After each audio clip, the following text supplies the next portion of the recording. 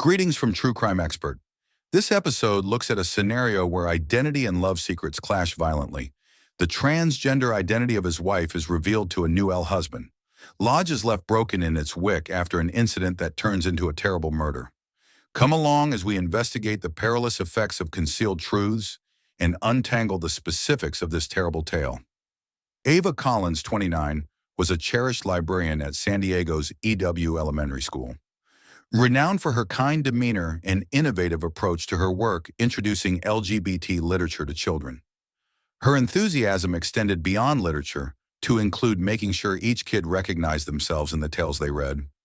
Eva, who was born Allen and is transgender, had gone through her own self-discovery years before, but she had decided to keep that aspect of her life hidden, even from her new husband, Jason. She hoped that her current self, a loving woman who cherished her work, her pupils, and most importantly, her husband, was what really counted. In the fall of 2012, Eva got to know 3-year-old Marine Jason Collins, who was assigned to Camp Pendleton. Mutual friends brought them together at a local veterans charity gathering in San Diego's GE Lamp Quarter. Eva's gregarious charisma appealed to Jason, who is noted for having a steady and tranquil temperament. Their relationship took off right away after they connected over common ideals, like lending a helpful hand to others. They got married in a small private ceremony in early 2014, with family and friends in attendance. At last, Ava felt as though her life was coming together. Despite having her ideal career and a loving spouse by her side, she continued to bear the weight of her secret. Despite her faith in the power of her love for Jason, Ava was concerned about his reaction to the news. In the strict military culture where Jason served, she was transgender. Ava was aware that approval wasn't always assured. Ava was occasionally reminded by Jason's conservative, fervently Christian family views that revealing her history as a man could cause everything to fall apart in order to protect her secret. She refrained from discussing her life before to their meeting. When Jason inquired about her early years, Ava would deftly steer the topic in a different direction or provide succinct responses, concentrating instead on their future goals and aspirations. By informing Jason that she worked with books, she even concealed her occupation from him. Eva's battle to conceal her gender identity was a major burden on her as she shared her story with a few close acquaintances, including Laura Martinez, her best friend and former girlfriend. In private, it felt strange to keep the truth from Jason. Because of her masculine history, Ava frequently questioned whether her love for Jason could endure. She feared losing him as much as she loved him. The emotional toll of the secret made her question whether she would ever be completely fearless after a demanding workday. Ava was at her happiest and most vulnerable in March 2014, a few weeks before her death. Finally, she was at home in her married life, surrounded by people who respected and knew her. She hoped that Jason would still love her, even if she told him the truth one day, but she understood in her heart that every day she was taking a chance. She concealed a risk that would lead to her murder in the past. Jason Collins made a startling find shortly after sunrise on the morning of March the 25th, 2014. He went back to his wife Ava's tiny flat on 5th Avenue in the hip Hillhurst district of San Diego. He would never be able to forget the scene he entered. The lifeless, nude body of Eva was spread out on their bed. There were obvious traces of a struggle in the room, and she appeared to be strangled. Eva's favorite book, The Tropic of Cancer, was thrown on the floor, sheets were ripped, and a bedside light was overturned. Unable to comprehend what he was witnessing, Jason was in a state of shock, stumbling back in disbelief. Jason dialed 911. He described the horrific scene in a panicked voice. Because of the apartment's convenient placement in the bustling neighborhood, first responders reached it in a matter of minutes. As soon as they saw the traces of violence, police and paramedics entered the flat and cautiously secured the area to protect the evidence. Officers on the scene initially reacted as though they had not often seen such a vicious attack in this peaceful residential neighborhood. Nothing out of the ordinary was heard the previous evening, according to neighbors, describing the pair as respectful and calm. The couple stayed to themselves, according to a neighbor, and were frequently spotted together on the weekends at local locations like Balboa Park or North Park's Thorn Street Brewery. However, none of these facts could account for the horrific catastrophe that detectives are currently dealing with. Residents of the quiet street were shocked and confused as the police started to gather evidence, trying to understand what had happened.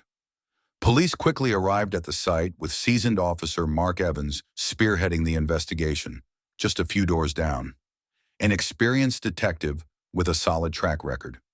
Evans, who had a reputation for being methodical, walked into the flat. He looked closely at every area, noting evidence of a bloody battle. The tattered bedclothes, broken lamp cord, and strewn about possessions all suggested a conflict that had descended into murder. The presence of small but noticeable bloodstains on the bed linens indicated that Eva had resisted the bruises surrounding her neck, confirming strangulation as the most likely cause of death. As Evans and his team looked more closely at Eva's body, however, they discovered more that baffled detectives. Unusual scars were observed close to her lower abdomen and chest. The symmetrical positioning of these scars, which showed up around her breasts and genital area, made detectives momentarily question whether they had discovered a ritual killing. These marks were uncommon, but in a few well-known cases, they might have been signs of symbolic wounds or ritualistic actions. Officers were cautious at the time, documenting the marks with additional images. Detective Sandra Lee, a stunning and attractive forensic expert who was brought to the site, noted the scar's neat and well-healed appearance for additional analysis. It was odd to her. The scars did not look like attack wounds. Evans concurred and made a mental point to look into Eva's medical background more thoroughly. Officers continued to examine the site as a possible ritualistic or targeted killing after gathering the remaining forensic evidence, making sure that all evidence was meticulously obtained and guarding the perimeter. Jason Collins was interviewed by detectives in the foyer of the building as they examined the scene. Years before, to her marriage, the scars were surgically created. Jason found out that Eva had had gender-affirming surgery and was a transgender woman who was designated male at birth. This discovery completely changed the course of the inquiry into what had initially seemed to be a possible ritualistic crime scene. Now indicated that Eva's identity was much more complicated and personal. Despite having different interests, the two were attracted to one another's uniqueness. Eva's liberal beliefs and Jason's conservative viewpoint frequently clash, but as the detectives started interviewing him, it appeared that they were drawn to each other because they respected one another. Jason characterized his wife as vivacious and enthusiastic, especially about her job as an elementary school librarian. He said that Eva was well known at her school for her strong desire to teach LGBT literature, especially sexually explicit works, to the students. Although her attempts to introduce young people to a variety of stories were frequently commended by peers and students, they had also caused controversy among community members and conservative parents who were concerned about the graphic material their kids were being exposed to. Jason Eva wasn't totally in favor of his commitment to advancing LGBTQ and sexual topics in literature.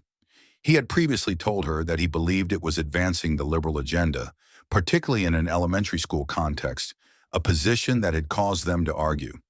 Jason said that he didn't feel comfortable with Eva's intensity when investigators probed him further. He felt that they had fundamentally different values for the first time, but he dismissed it and concentrated on their common experiences and the relationship they had formed.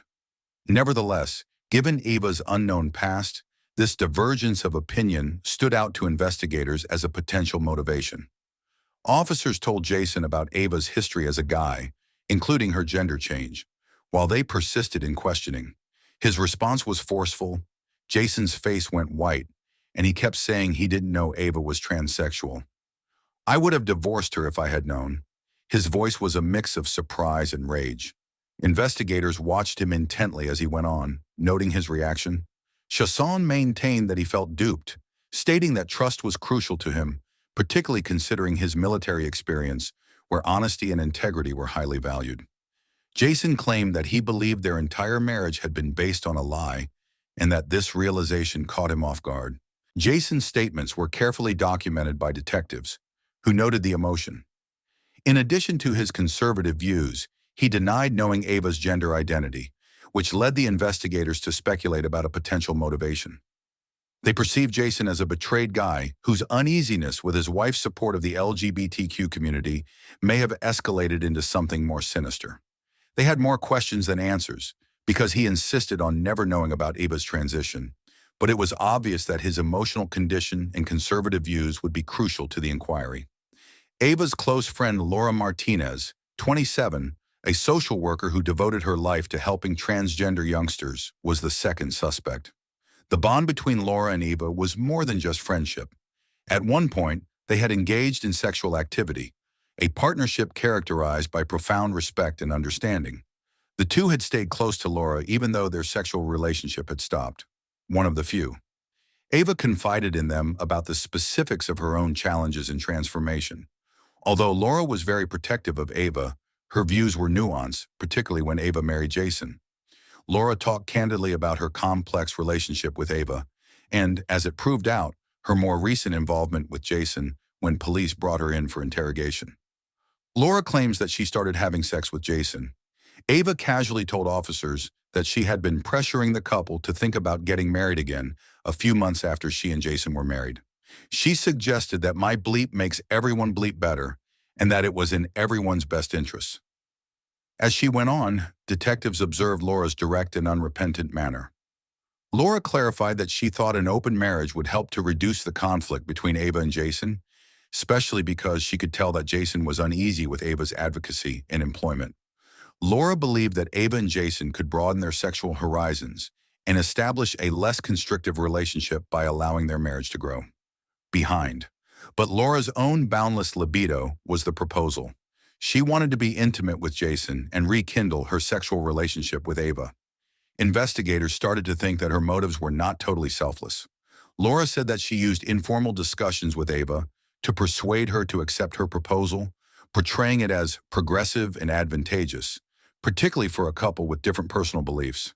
By planting these seeds, Laura hoped to normalize the idea, presenting herself as a neutral, caring friend, when in reality all she wanted was more sex. Laura was more direct with Jason, addressing his frustration with Ava's commitment to LGBTQ issues and presenting an open relationship as a solution to their growing disconnect.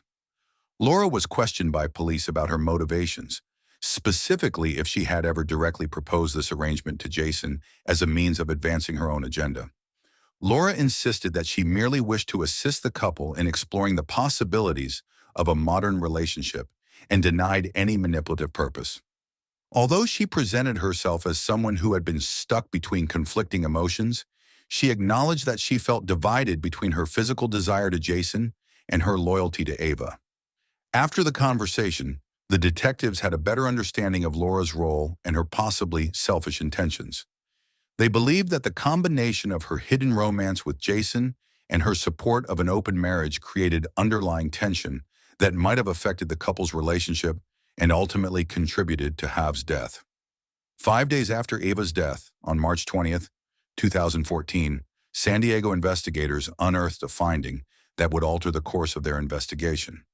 An investigator looking through Ava's medical records from the previous few years discovered something important that morning. In order to locate any medical information that could help explain the mysterious wounds on Kako's chest and lower belly that had initially baffled investigators, Detective Michael Doggy Torres was calmly going through Ava's files. Torres made a crucial discovery. The missing piece of evidence that detectives needed to piece together Ava's past and her relationship with Jason was the fact that she had been designated male at birth and had had gender-affirming surgery years before they met Jason. Jason had previously denied knowing this information. Ava's bodily scars were explained after it was discovered that she had been transsexual. Detective Torres Ongo informed the main investigator of this discovery, and the latter grasped his significance right away. This revelation sparked fresh inquiries about Jason's response to finding out about Ava's past, specifically if he had already known or learned of her identity prior to their marriage. Following the wedding, investigators started to question whether this information could have affected Jason's behavior the night of Ava's death. Jason's claims that he was unaware that Ava was transgender were taken into consideration when investigators re-examined his earlier remarks. He had even asserted that he wouldn't have married her if he had known. This information appeared to provide a fresh perspective on Jason's surprise and possible rage at discovering Ava's identity. The cops began to suspect a motive, tied to a feeling of betrayal, and Jason found it difficult to balance his emotions with his inflexible transphobic beliefs about identity and gender norms. The fact that Eva had not told her husbands about this important aspect of her life also caught the attention of the detectives. Something that now appeared to be a terrible choice, motivated by society's underlying transphobia and chosen out of fear of rejection. Police developed a notion that Jason's response to Eva's identification was a major contributing reason to her death as they looked deeper into Eva's past in Jason's statements. Laura Martinez also came back into focus as a result of the new facts.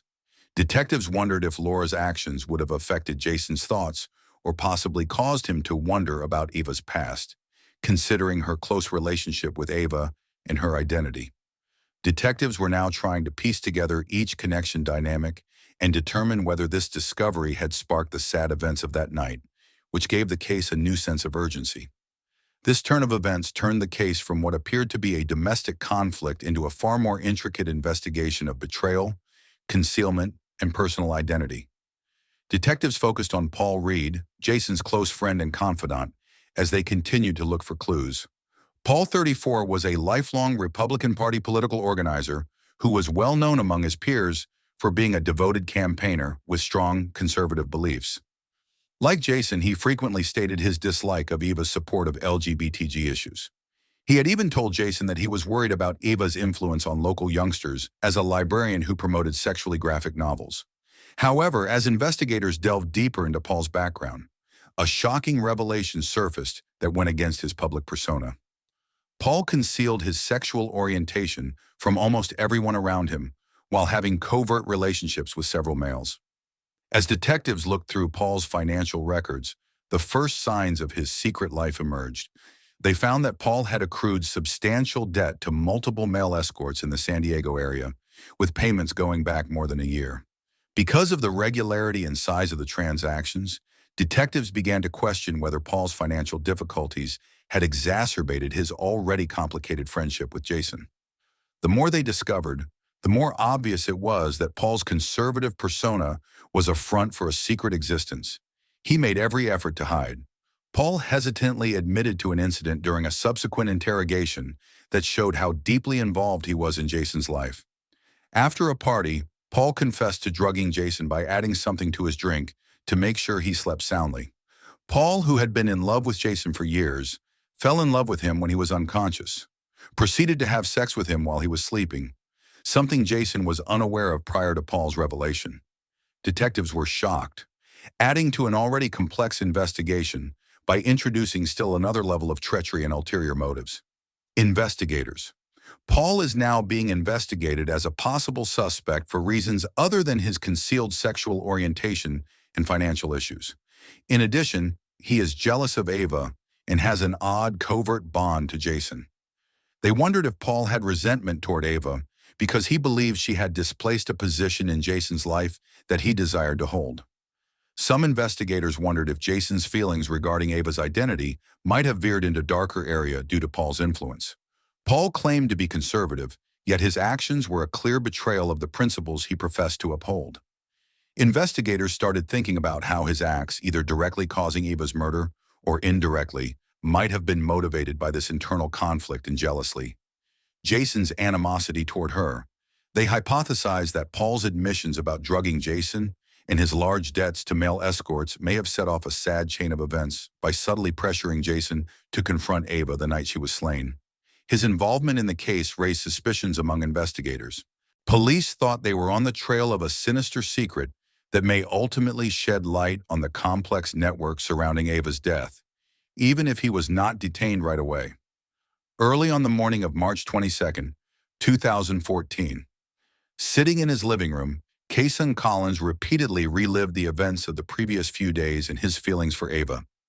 His wife of only a few months had changed radically, and he was greatly upset to learn that she was transsexual. Because of his military experience and rigorous upbringing, Jason had learned to see the world in black and white. Eva's secret now made him feel confined, deceived, and bewildered. He started to feel betrayed because he thought Eva had lied to him and concealed a basic aspect of herself. His rage had reached a boiling point by the time he faced her that evening. The altercation started as a heated dispute in their little San Diego apartment. Jason's annoyance became anger as their voices escalated. As the debate got out of hand, he lost his temper and grabbed Ava by the neck, feeling both betrayed and shocked. He persisted in pushing until Ava became quiet and lay still on the ground.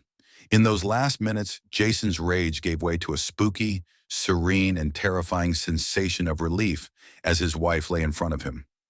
Realizing what he had done, he tried to make the situation appear to be a domestic argument gone horribly wrong. To create the illusion of a conflict, scatter the room.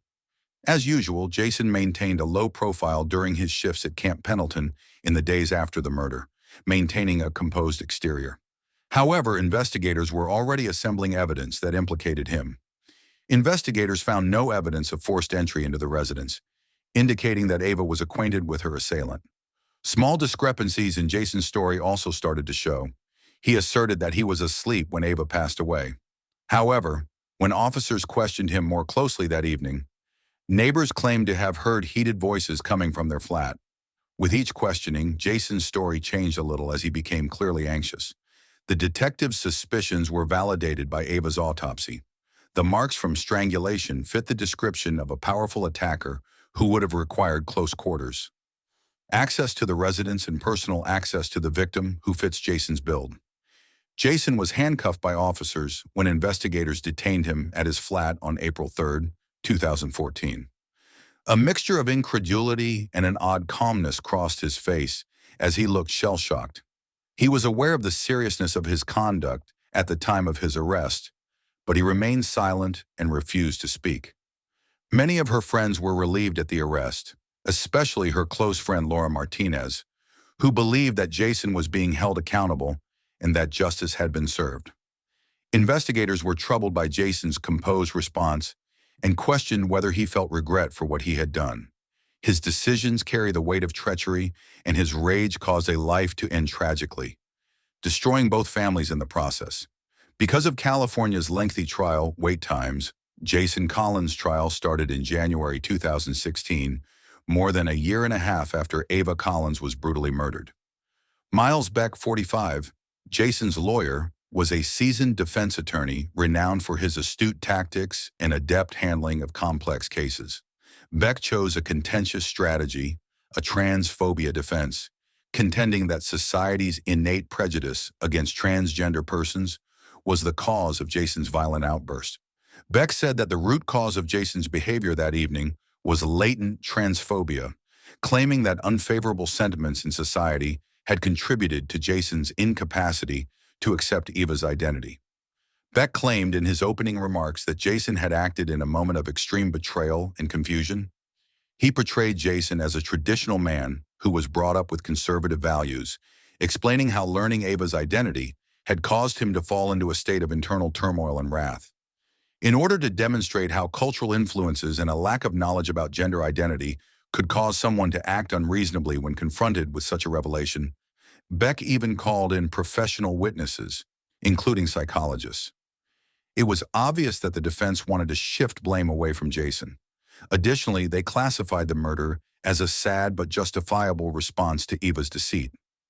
The defense's strategy was forcefully contested by the prosecution, which was led by 38-year-old Assistant District Attorney Carla Sanchez. Sanchez, who was well known for her fervent quest for justice, said that Jason's acts were planned and the result of deeply held personal prejudices rather than societal ones.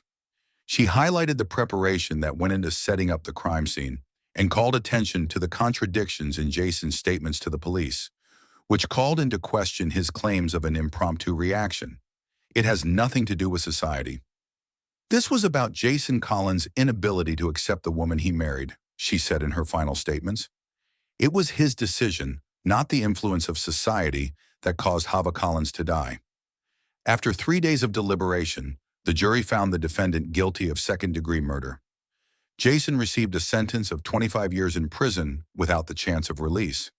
Jason maintained the same aloof manner he had displayed during the trial, looking expressionless as the punishment was read.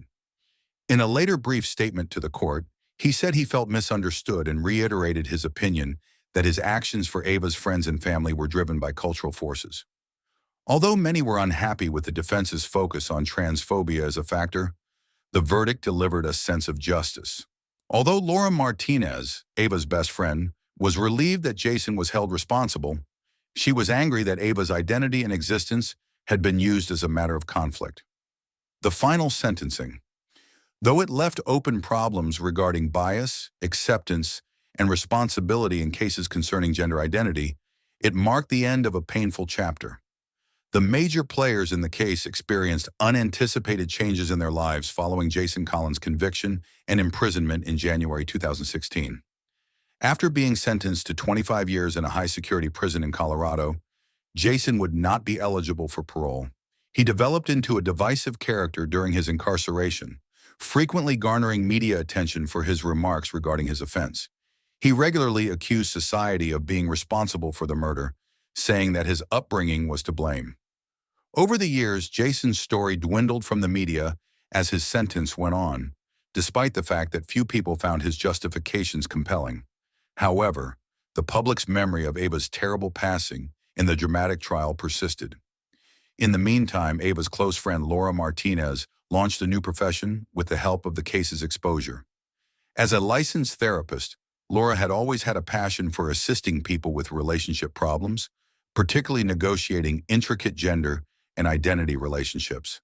She started providing counseling services centered on sex therapy and LGBTQ+ concerns after Ava passed away. Many of her clients who were looking for understanding in their personal situations found resonance in her caring and open-minded attitude.